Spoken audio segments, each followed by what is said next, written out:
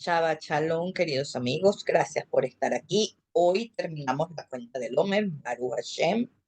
Ha sido un muy enriquecedor, por lo menos para mí. Eh, He tomado conciencia de muchas cosas, ha sido mucho crecimiento. Y bueno, espero que para todos haya sido igual. Y después nos toca Shavuot mañana, a abrir esas cajas fuertes que todos tenemos ahí, a recibir todas esas bendiciones que nos trae Shavuot y luego es a decantar y a decantar. Para eso, para Shabbat Midbar nos prepara para este momento trascendente para nuestra alma.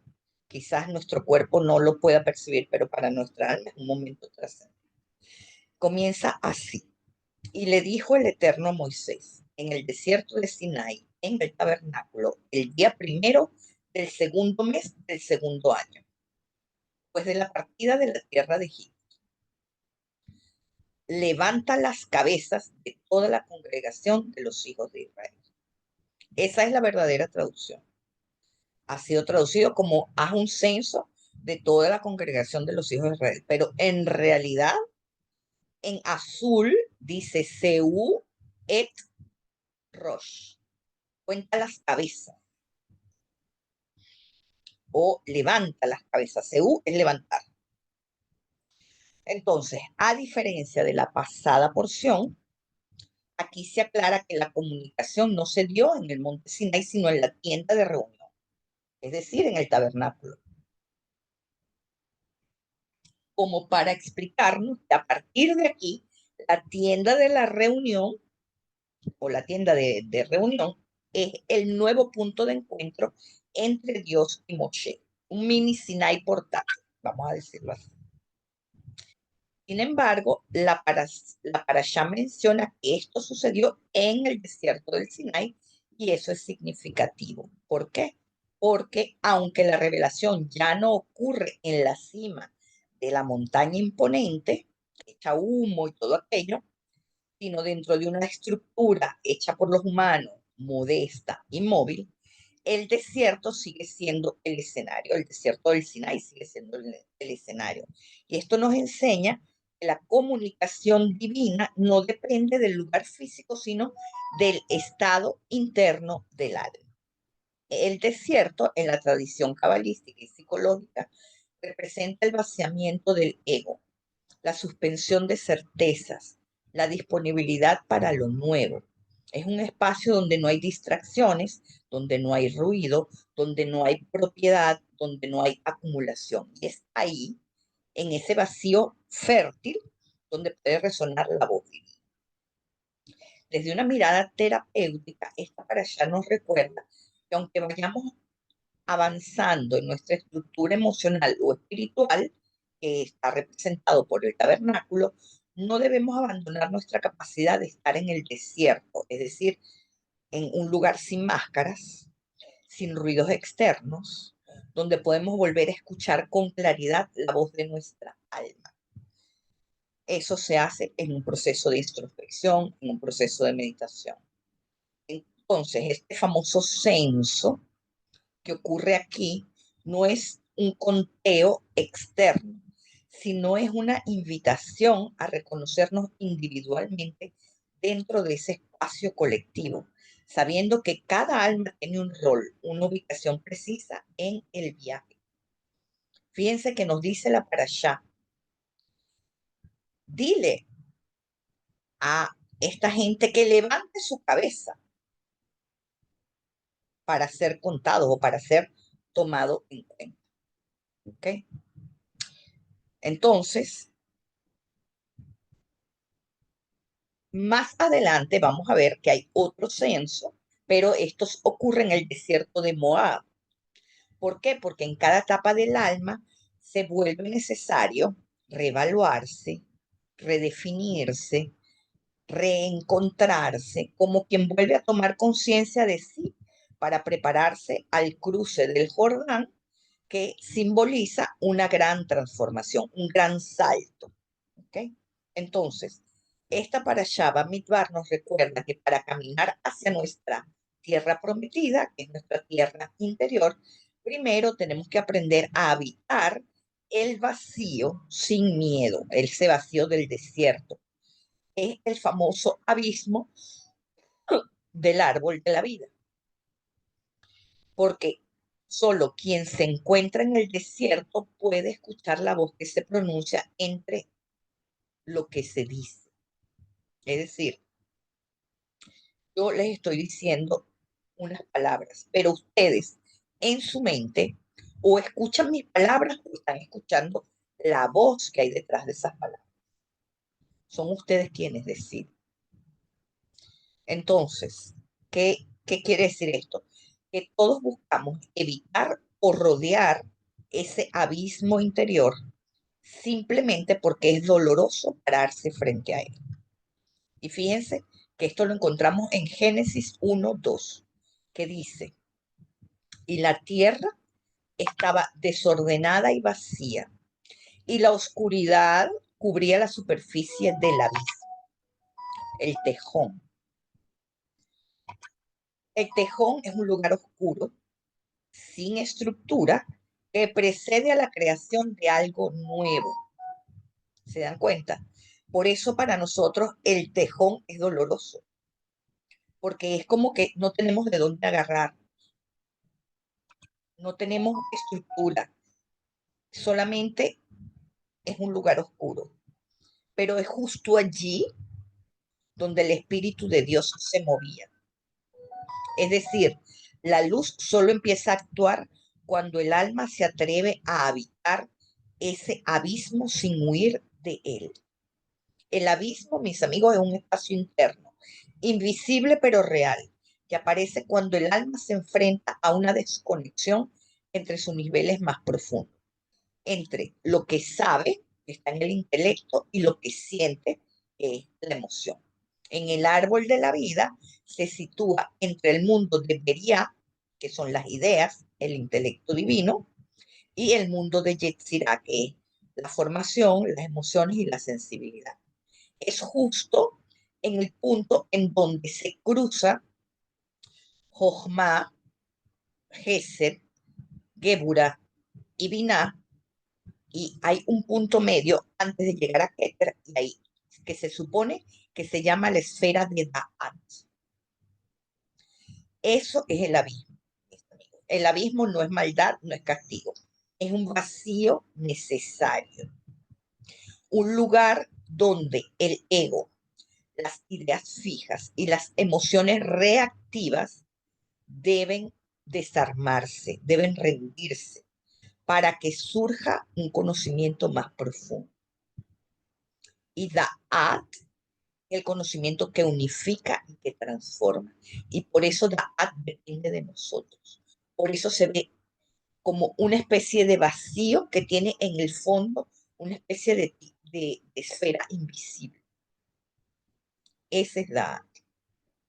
Ahora, ¿por qué el desierto y el censo se relacionan en esta porción? Rashi explica que esta tierra, este pueblo, esta gente, eran queridos para Dios. Y él los cuenta de vez en cuando, eh, porque muchos de ellos cayeron como consecuencia de haber adorado al becerro de oro, a consecuencia de la idolatría. Y entonces él los contó para determinar cuántos quedaban. Eso es lo que dice Rashi, ¿verdad? Pero hay un comentario de Kli Yakar, que en hebreo significa la vasija preciosa, y es un famoso comentarista sobre la Torá, escrito por Rabbi Shlomo Efraín Lutzich, un gran sabio y predicador judío del siglo XVI, que dice que levantar la cabeza, Seu et Rosh, en hebreo, que aparece en la Parashá Bamidbar, cuando se ordena contar al pueblo, dice que este lenguaje de levantar la cabeza implica darle valor e importancia y dignidad a cada individuo. Y él profundiza esto diciendo, a diferencia de las otras naciones, el pueblo de Israel sí tiene Ashgaha Pratit, es decir, una guía y una supervisión divina individual. Y aquí van a ver la diferencia de lo que es ponerse por encima de las influencias astrales y estar debajo de las influencias astrales. Ashgaha Pratit, es decir, una guía y una supervisión divina individual, mientras que las otras naciones tienen solo Ashgaha Klalit, que es una supervisión colectiva general como la que se aplica a los animales o a la naturaleza. Y agrega, el Kriyakar agrega una imagen hermosa, dice: cada persona de Israel es como una estrella, tiene un nombre, un lugar y un brillo único. Aunque desde afuera parezcan muchas, muchas estrellas, incontables como la arena del mar, para Dios cada una es única, contada, acompañada y guiada. Entonces, ¿qué significa Ashgaha Pratit y Ashgaha Klalit? Estos son conceptos clave de la espiritualidad judía. Dice, la Ashgaha Pratit es la supervisión o la providencia individual. Significa que Dios se relaciona con cada persona de forma directa y personal, acompañándolo incluso en los pequeños detalles de su vida. Es decir, no estás solo, nada de lo que te pasa es al azar, pero para ello tienes que caminar hacia Él. Para ello tienes que despertar a Israel, a conectarte con Él. Eso es lo que significa ser Israel, conectarte con Dios. Rosh El. ¿Okay? Y la Ashgaha Klalit es la supervisión o la providencia colectiva general. Y esto quiere decir que Dios guía a los grupos, a los pueblos o a sistemas, pero no se involucra activamente en cada individuo. Es como un sistema automático sin una relación personalizada. Según el Kliyakar, las otras naciones funcionan con Ashgaha Klalit, como si fueran grupos, sin que Dios se relacione íntimamente con cada persona. En cambio, Israel como arquetipo de un alma despierta, eso es lo que es Israel, un alma despierta, tiene Ashgaha Pratit, es decir, una relación íntima y constante con lo divino. En el lenguaje emocional y moderno, el Kriyakar está diciendo, aunque a veces no puedas comprender lo que pasa, hay una sabiduría mayor guiándote con amor personal y no genérico. Y esto es profundamente sanador, mis amigos, porque esto nos ratifica que no estamos ni solos, ni desamparados, ni olvidados. Estamos guiados. Y eso es ponernos en la cresta de la ola. Que nuestra alma despierte a la sabiduría divina, a la voz, a la palabra del Creador. Entonces, ¿por qué dice que Dios puede contar, pero no el ser humano? Esto es lo que dice la parasha. Y la respuesta es que desde el punto de vista humano, nosotros no sabemos medir el valor real de un alma. Aunque seamos contables como estrellas, porque cada estrella tiene un nombre. O sea, todas las estrellas que han descubierto, que han contado, le ponen un nombre. X, Y, Z, pero tienen un nombre, ¿verdad? Entonces, aunque seamos contables, porque yo soy Maciel, Daniela, Rosalinda, Esther, Patricia, etcétera, nuestro potencial no se puede medir con herramientas humanas, mis amigos. Pero en cambio, Dios, que comprende la totalidad, el potencial y lo oculto, puede contar. Porque Él no va a contarnos desde el ego. El censo no es para que cada uno se individualice, no. El censo es para saber con quién cuenta Dios. Desde el punto de vista humano, no podemos medir el valor real de un alma, mis amigos. Nosotros no lo sabemos. Y Kliyakar nos revela que el conteo del pueblo en Bamidbar no es un censo estadístico, sino un acto espiritual de dignificación. Cada uno de nosotros es contado como una estrella única, con nombre, con misión y con luz propia. Mientras que el mundo tiende a generalizar o a clasificar a las personas, Dios nos ofrece Ashgaha Pratit, una guía íntima y personalizada. Aunque seamos tantos que parecemos incontables como las arenas del mar, cada vida tiene un valor infinito y eso ningún humano lo puede medir. Esta parasha nos invita a recordarnos, desde el momento en el que despertamos a nuestro llamado interno, salimos de ser una parte de una masa y tomamos nuestra posición en el diseño divino. Nos integramos a ese diseño y a partir de allí Dios nos ve, nos cuenta y nos cuida personalmente. Y esto me hace pensar en todas las religiones o ideologías occidentales que han tratado de abolir la Torá. Como les estaba diciendo antes de comenzar la clase, un libro es el pensamiento impreso de su autor. Y es así como podemos entender cuán satánico es atentar contra el sistema del pensamiento divino impreso en la Torah. Entonces, no nos olvidemos de eso. No nos debemos perturbar por ideas extrañas de un colectivo que está realmente en Ashgaha Klalit. Está dirigido, pero bajo las masas. ¿Okay? Ahora fíjense, aquí tenemos en Bamidbar 1:49-50. Dice, de ninguna manera empadronarás a la tribu de Leví, ni los empadronarás con los hijos de Israel.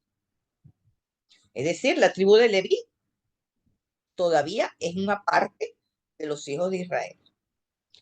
Y pondrás a los levitas a cargo del tabernáculo del pacto, de todos sus utensilios y de todo lo que le pertenece.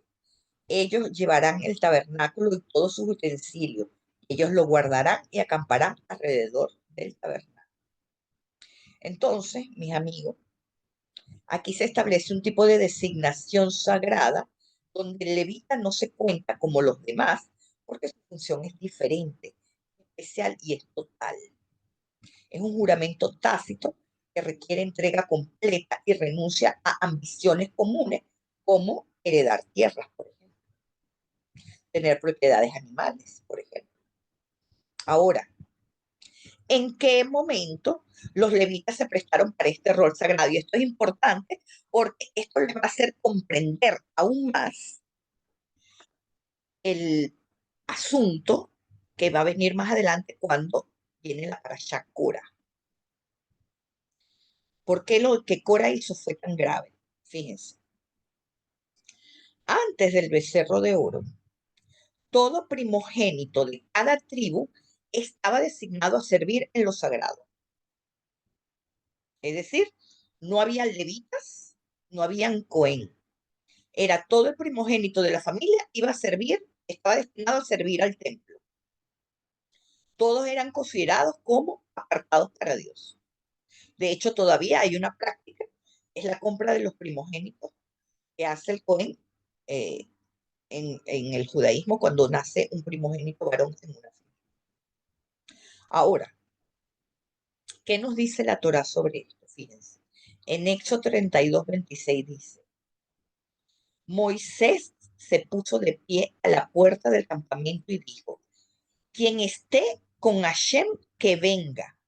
Y todos los hombres de Leví se unieron a él. Es decir, cuando Moisés baja del Sinai y ve el becerro de oro, solo la tribu de Leví no participó en ese pecado. Ellos fueron los únicos que se pusieron del lado de Dios sin dudar ni un momento cuando Moisés gritó. A partir de allí, los levitas se convirtieron en un arquetipo de la humanidad, mis amigos.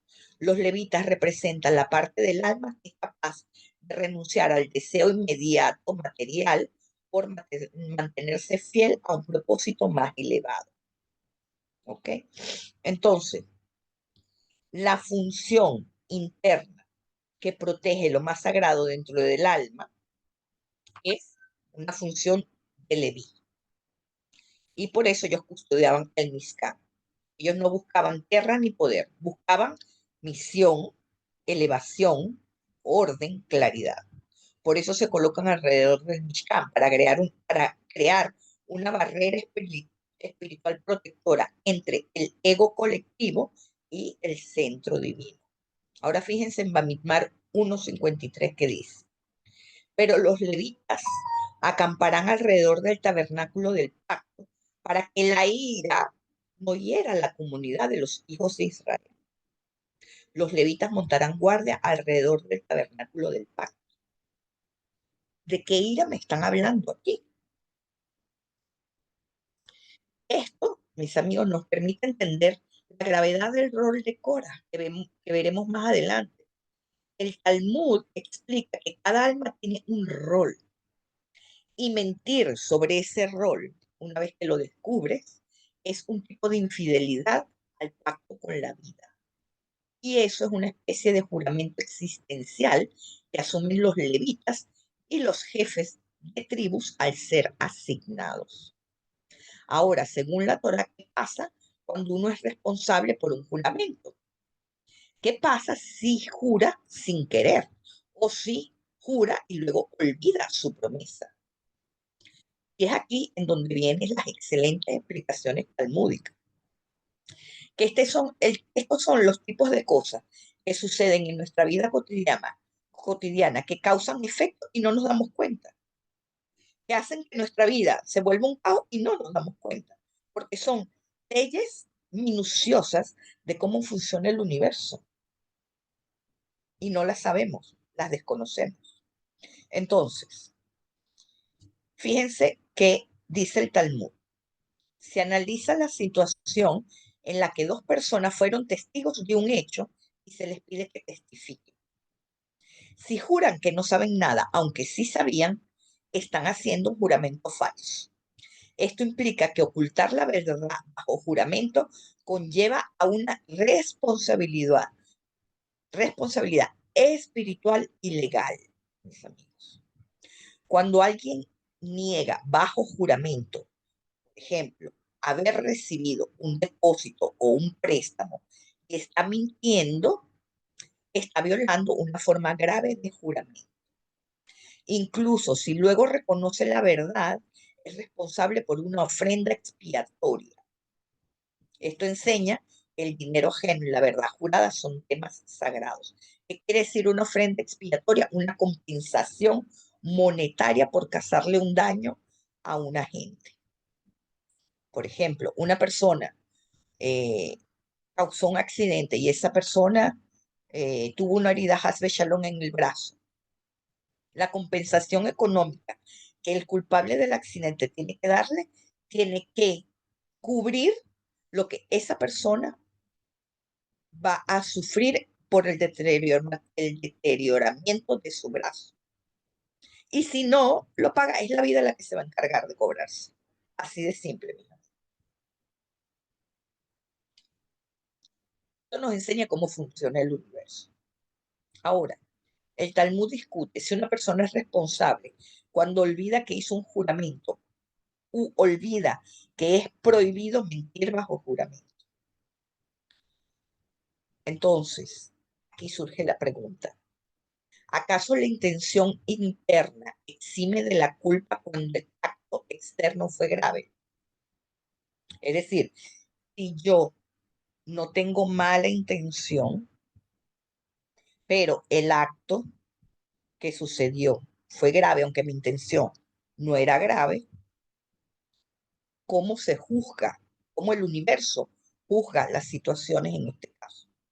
Yo causé un accidente, pero yo no tenía intención, Hasbe Shalom. Yo no tenía intención de causar un accidente. ¿Cómo soy juzgada? en ese momento.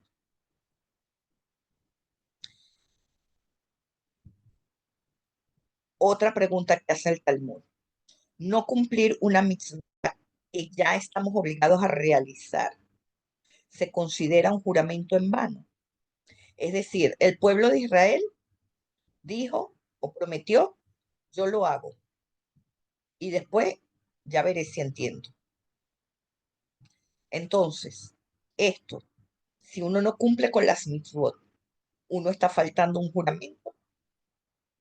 La conclusión es que no se puede jurar sobre algo que ya es una obligación. Es decir, no cumplir una mitzvah no es jurar en falso sobre una promesa que se haya hecho, que haya hecho el alma en el año del cataplum, porque es una obligación. Entonces, la otra pregunta, si yo no tenía intención, pero causé un mal, ¿soy responsable? El Talmud analiza juramentos relacionados con acciones opcionales, como hacer el bien o el mal. Por ejemplo, si una persona jura que se hará daño a sí misma y no cumple, es responsable, ya que esto se trata de una acción opcional. Sin embargo, jurar hacer daño a otro no tiene efecto, ya que no está en su prerrogativa hacerlo. ¿Qué quiere decir esto, mis amigos? Que aún si mi intención no es dañina para con otro, pero el juicio me utilizó para eso, yo tengo cierto grado de responsabilidad, pero no totalmente. ¿Se dan cuenta? El universo utiliza a, o la gente se ofrece para ser vectores de juicio para otros y no necesariamente son 100% responsables de lo que el otro, del daño que el otro está sufriendo. Y esto es una idea completamente novedosa. Entonces, si los tribunales tuvieran estas legislaciones, tal y como nos lo explica el Talmud, otro gallo cantaría en la justicia del mundo. Entonces, desde una visión cabalística, este texto nos recuerda que el hablar crea la realidad y jurar falsamente distorsiona los canales de energía divina. Ahora, más importante aún, la verdad interna, lo que uno sabe que vino a hacer, la misión a la que uno se compromete, los votos que uno hace, estos deben estar alineados con lo que yo expreso en lo externo, porque si no, el alma se desconecta de su fuente. Si yo digo una cosa y hago otra, el alma se desconecta de su fuente Hasbeshem. Entonces, esto nos recuerda que nuestras palabras tienen peso y que debemos ser conscientes de nuestras promesas y compromisos. La integridad y la responsabilidad son valores fundamentales y los juramentos no deben tornarse a la ligera. Ahora, ¿qué quiere decir esto cuando el versículo nos dijo que los levitas se ponen para que no haya ira? Veló y kesef, dice la Torá. Y esto es un término muy fuerte, de acuerdo a los sabios, porque esto quiere decir una furia ardiente o una erupción divina. En la tradición rabínica, estas palabras se refieren a un juicio riguroso que puede desatarse si no se respetan las estructuras. Los levitas, como campo energético protector, al rodear el Mishkan, analizan la energía espiritual que fluye desde el centro divino hacia el pueblo. Son como el anillo de equilibrio entre el fuego del Creador y la humanidad. Si esa energía no fuera filtrada correctamente por falta de servicio o impureza, se convierte en un juicio no atenuado. Y por eso pasó lo que pasó con Cora. Cora decidió abandonar su juramento y desató un juicio no atenuado. La ira de lo alto en la cábala no es emocional como la humana, sino es una descarga de energía no contenida. Un rayo, ¡buah! Esa es la ira de lo alto. Cuando el orden espiritual no es respetado, el flujo divino puede lastimar en lugar de sanar, porque es demasiado poderoso y no estamos listos para contenerlo. La función levítica evita que el exceso de luz o juicio cause daño. ¿Se dan cuenta entonces? Cada uno de nosotros tiene una obligación de crear una función levítica dentro de sí para no ser heridos con la intensidad de la luz. Por eso contamos el Homer 49 días antes de llegar a Shavuot, porque Shavuot es una luz densa. Entonces, lo que hicimos fue subir una escalera que nos va preparando día a día para ese momento.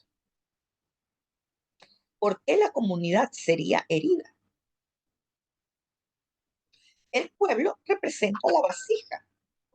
Y si la vasija no está lista, como lo demostraron con el becerro de oro, el influjo del Creador la rompe.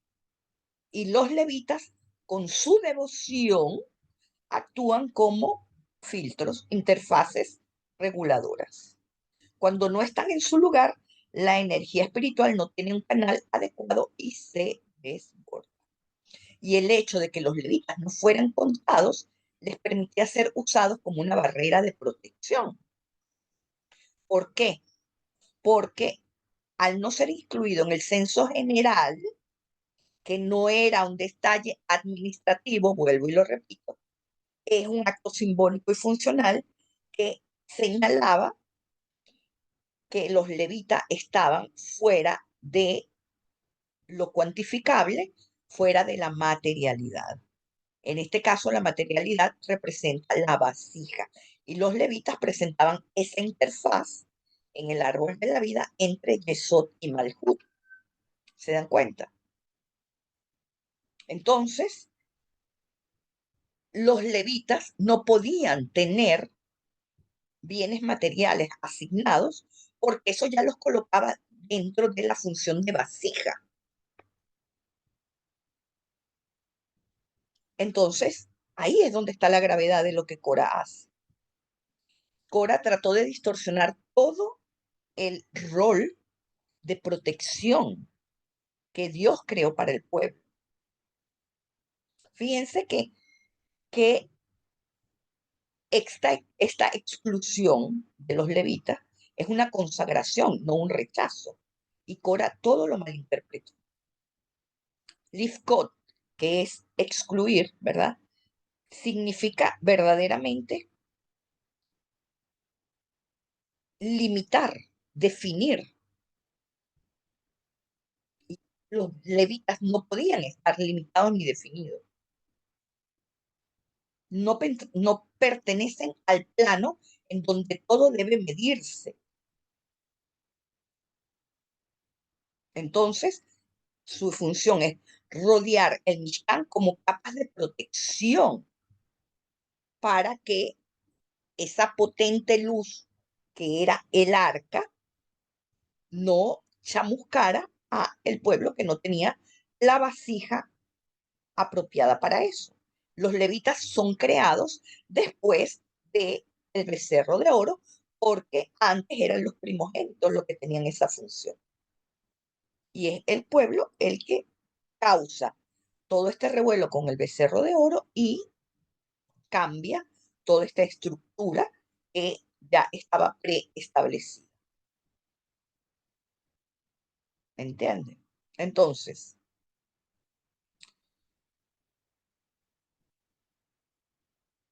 ¿Cómo nosotros podemos entenderlo a nuestro nivel? Fíjense, contar a alguien es definirlo en términos funcionales, como por ejemplo decir, bueno, eres el número 5 del equipo.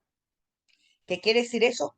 Eres parte de un equipo, pero no eres Michael Jordan, eres los Chicago Bulls. Y eres el número 5, el número 10, el número 11. ¿Ok? Eres el empleado 203. Entonces, para Dios, para el nivel en el que Dios nos quiere a nosotros, esto fragmenta nuestra dignidad, porque ya no somos tomados como individuales, sino como una masa. Y en una masa, las virtudes no sobresalen, sino que todos trabajan para todos. ¿Esto es bueno? Sí, pero también cuando la masa es llevada hacia lo negativo, como por ejemplo en un partido de fútbol, de estos fanáticos que vuelven todo un desastre, que todo lo destruyen, ese es el poder de la masa colectiva en negativo. Entonces, todo puede ser tomado para lo positivo o para lo negativo, de acuerdo al peso que se le inyecta a esa energía colectiva. ¿Ok? Ahora, sabemos que este libro en latín fue traducido como números, cosa que no tiene nada que ver con el desierto. El asunto es que este libro está lleno de números, por eso se llama números. Y para la Torah los números son un lenguaje del mundo de Asia. Vamos a ver dos ejemplos de lo que esconden estos números. Fíjense, en Bamidbar 1:46, dice, el total de inscritos fue de 603.550. Si reducimos este número, vamos a tener 6 más 3 más 10, 19. Si lo reducimos de nuevo, obtenemos el 10 o el 1. Y este es el resultado de la reducción del censo. Es un número simbólico que representa la unidad dentro de una gran diversidad, la culminación y el fundamento espiritual del pueblo. Nos enseña que lo que se debe tomar en cuenta no es solo la cantidad, sino es la invitación a descubrir nuestra verdad interior y nuestro lugar dentro de la masa colectiva. Sanar la individualidad, es decir, sanar la identidad personal, las heridas del yo, los patrones heredados, las emociones reprimidas y los bloqueos inconscientes, tiene un profundo efecto en el colectivo, porque cada persona es como una célula dentro de un gran organismo. Al transformar su propia vibración, aporta coherencia y salud al todo. Y esta idea está presente tanto en la mística como en el enfoque terapéutico moderno. Ahora, ¿cómo sanar la individualidad, verdad? Y transformar el colectivo. Número uno, resonancia emocional y energética. ¿Qué quiere decir esto? Al sanar tus emociones, mis emociones, las emociones de cada uno, liberamos patrones de sufrimiento que de otro modo van a continuar replicándose en nuestras relaciones, en nuestros vínculos, en nuestro linaje familiar y en el entorno. Las energías que emitimos al estar en paz tienen efecto contagioso. Cuando están en conflicto también tienen efecto contagioso, pero se supone que lo que tenemos que contagiar es. Luego, romper ciclos transgeneracionales. ¿Qué quiere decir esto?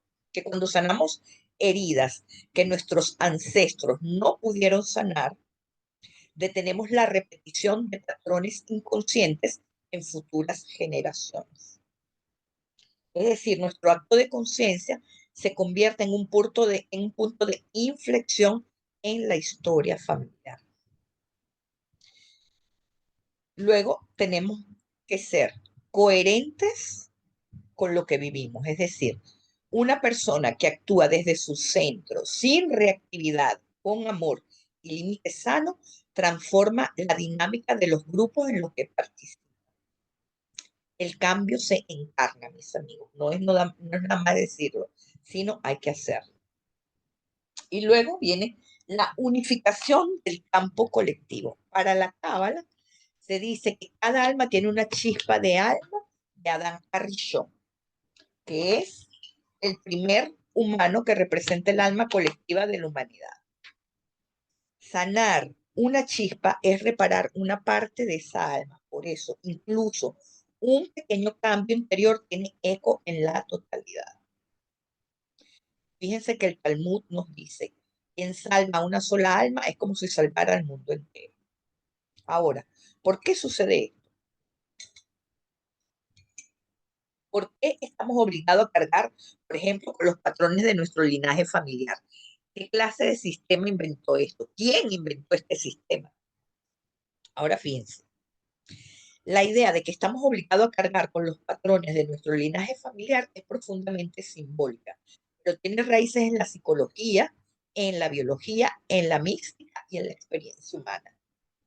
No es tanto una obligación externa, sino una especie de contrato inconsciente que se firma al nacer dentro de un sistema familiar. La buena noticia es que no estamos condenados a repetir esos patrones, podemos liberar. ¿Por qué cargamos con los patrones familiares? Primero, por lealtades invisibles. ¿Qué quiere decir esto? Que inconscientemente tomamos sufrimientos no resueltos de nuestros padres, de nuestros abuelos, de nuestros bisabuelos, como un acto de amor ciego a ese linaje. Es como si dijéramos, yo cargo esto por ti para que tú seas tomado en cuenta, para que no se te olvide dentro del árbol familiar. Entonces, para que tú no seas olvidado, yo voy a aportar tu carga. Y en tu carga estás tú. Y eso es algo que hacemos inconscientemente, mis amigos. Esta fidelidad invisible busca restablecer un equilibrio dentro del sistema. Es decir, busca sanar el árbol. Luego tenemos la epigenética, que son estudios científicos que han demostrado que los traumas pueden transmitirse biológicamente a través de generaciones. No se hereda solo el ADN, sino también patrones de estrés, miedo o capacidad de resiliencia codificado en las expresiones genéticas. Cuando ustedes son capaces de ser resilientes en su vida, eso lo están transmitiendo a todo su árbol.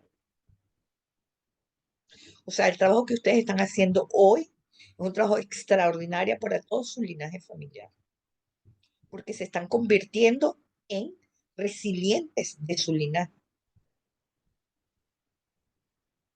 Y luego tenemos imitación emocional y energética. Desde pequeños absorbemos la forma en que nuestros padres o cuidadores o custodios o como quieran llamarlos, entonces imitamos lo que sienten, cómo reaccionan, cómo aman, cómo huyen, cómo enfrentan. Es un aprendizaje preverbal, automático que va modelando nuestras decisiones y nuestra forma de relacionarnos con los otros, con nosotros mismos, por supuesto. Según la Cábala, nacemos en un linaje determinado porque nuestra alma tiene un tikkun particular que no solo puede trabajarse dentro de ese sistema. No es un castigo, sino una oportunidad de redención, de expansión y de luz. Ahora, vamos a las soluciones, porque ya entendimos el problema. Ahora vamos a la solución.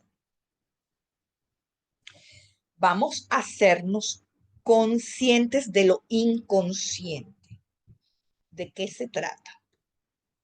Tenemos que identificar patrones, nombres repetidos, fechas repetidas dentro de nuestro linaje, signos zodiacales repetidos dentro de nuestro linaje, quiebras, enfermedades, muertes trágicas, relaciones difíciles, abusos, etcétera, etcétera, etcétera. Tenemos que hablar, mis amigos, con nuestros ancestros, conocer nuestra historia. Y si no la conocemos, porque por alguna razón no podemos, tenemos que observar los patrones que se repiten. Por eso la máxima es conócete a ti mismo. Cuando te conoces a ti mismo, es bueno, esto lo hice, 5 años después lo volví a hacer, y otro lo volví a hacer, y volví a repetir esto, y esto, y esto. Ese es el primer paso, identificarlo. Luego, me hago la pregunta, ¿a quién le estoy siendo fiel sin darme cuenta?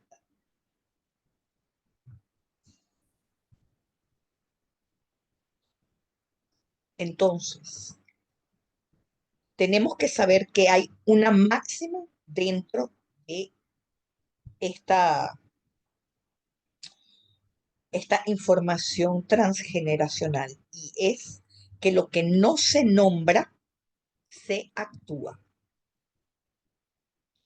Hablar de los secretos, de los duelos, de los abortos, de las exclusiones, de todos los tabúes, permite liberar la carga emocional atrapada en el sistema del linaje familiar. Por eso el judaísmo es transmisión para sanar el linaje familiar. Tienes que transmitir lo que ha sucedido, bueno y malo, dentro de tu historia familiar. Y el ritual más poderoso de todos es devolver lo que no nos pertenece. Y como yo les he enseñado ya, tenemos que hacer un acto simbólico o una carta, ¿verdad? En el que diga algo así como yo te honro por haber vivido lo que viviste. Pero yo no necesito demostrar que mi amor para pertenecer a tu historia. Yo elijo mejorar tu historia desde mi libertad, desde esa luz que heredé de ti.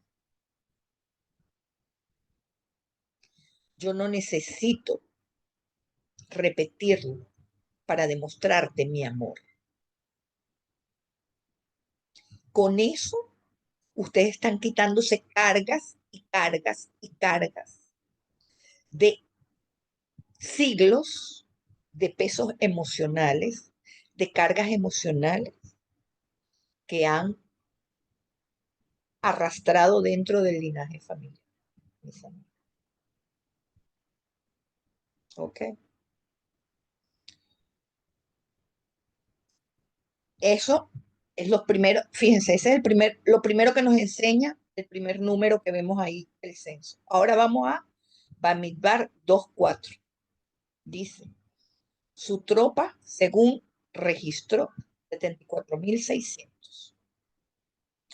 Este número lo reducimos una primera vez y tenemos 17, que es eh, el valor numérico de la palabra tov, que quiere decir bueno o completo. Y una segunda vez la reducimos 17 y tenemos 8. Entonces, este número puede simbolizar la idea de que la tropa, la fuerza o el conjunto que representa al pueblo está llamado a manifestar lo bueno y no lo malo. Es una fuerza para apoyarnos a manifestar lo completo, lo que es el bien. Cuando lo usamos para guerras, para destrucción, nosotros estamos yendo en contra de esta energía. Y el 8, ¿qué significa? Que esta masa colectiva que nos lleva a expresar lo bueno, nos llama a trascender los límites naturales, es un estado espiritual superior.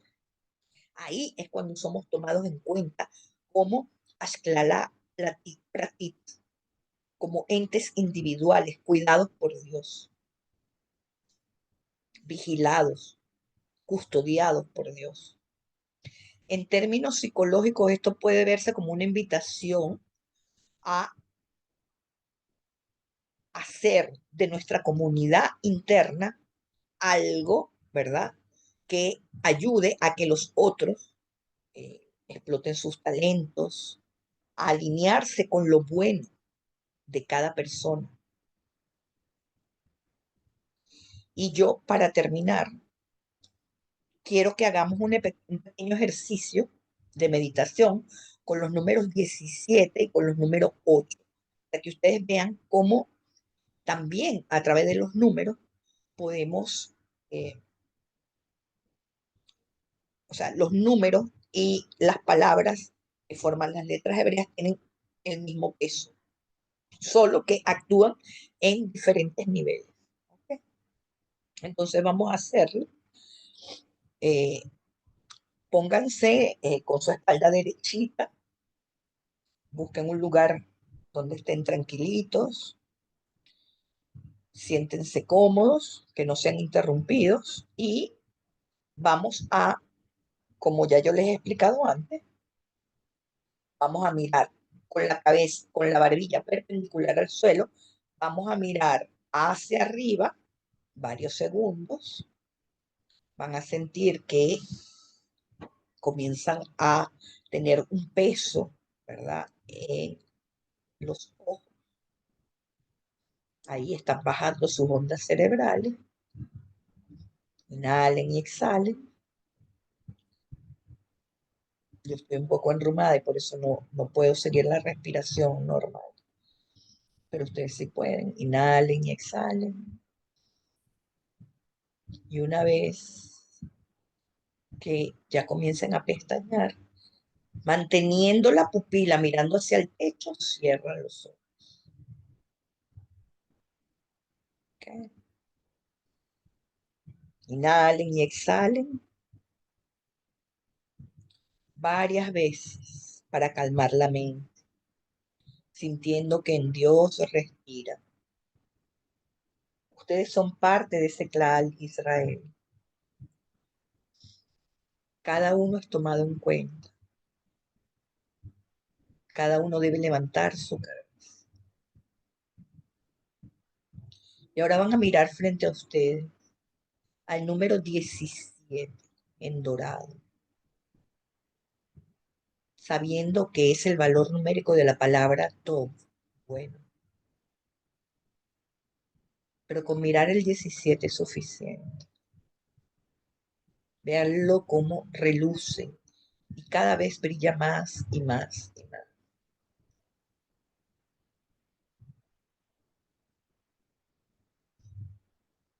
Siente que ese brillo irradia calor hacia ti.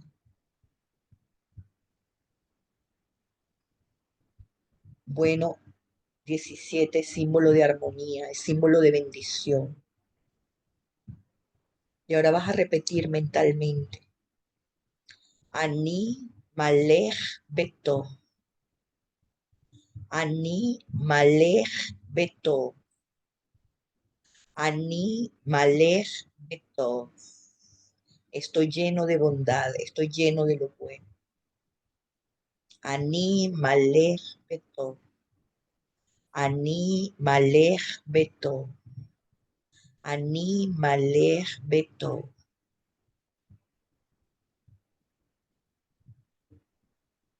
Y ahora mete eso en la tierra, en tu ciudad, en tu grupo de trabajo, donde quiera que tú formas parte de un colectivo. Mete ese número, el 17, repleto de bondad. Introdúcete allí para que contagies al colectivo. Mira como una fuente, eres una fuente de luz. Y de tu cabeza salen ríos de lava de luz que contagian tu sitio de trabajo,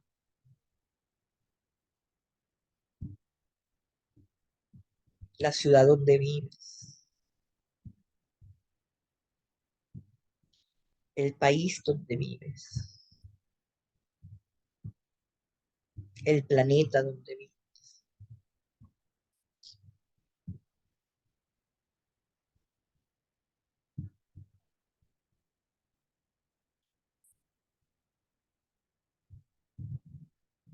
Y asimismo, ahora ves que viene hacia ti el número 8.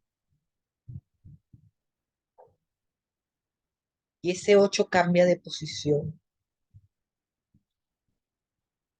Se coloca como si fuera el símbolo del infinito. Y a la vez te hace pensar en el mundo de Bria. Es la clave para pasar ese abismo, ese momento de incertidumbre, el vacío existencial.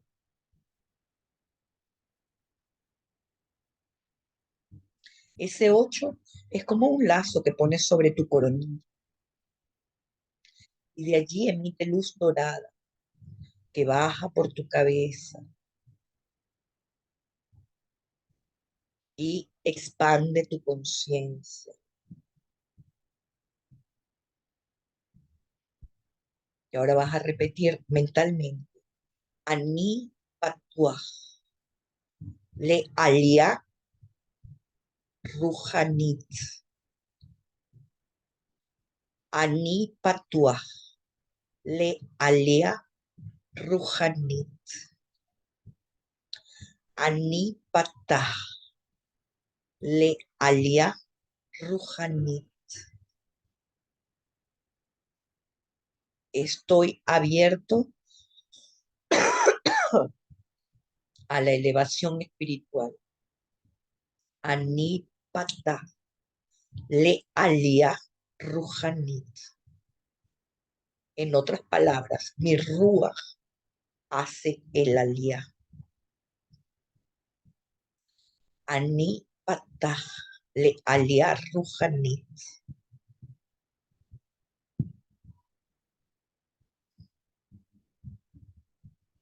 Y siente que tu espíritu se expande y se expande y se expande. Tu conciencia se abre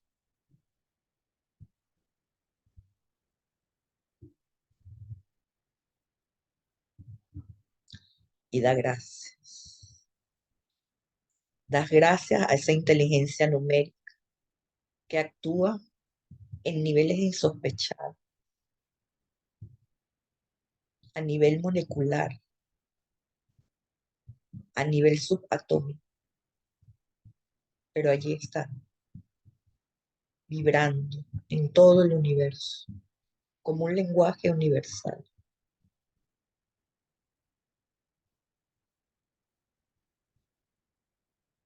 Y ahora disponte a regresar. Inhala y exhala,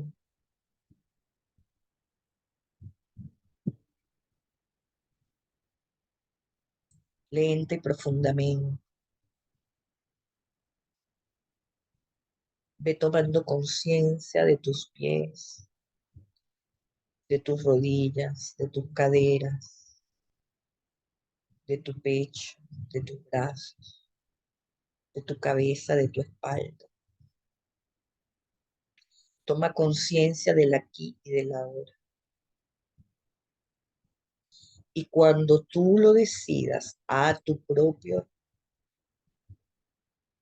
puedes abrir tus ojos.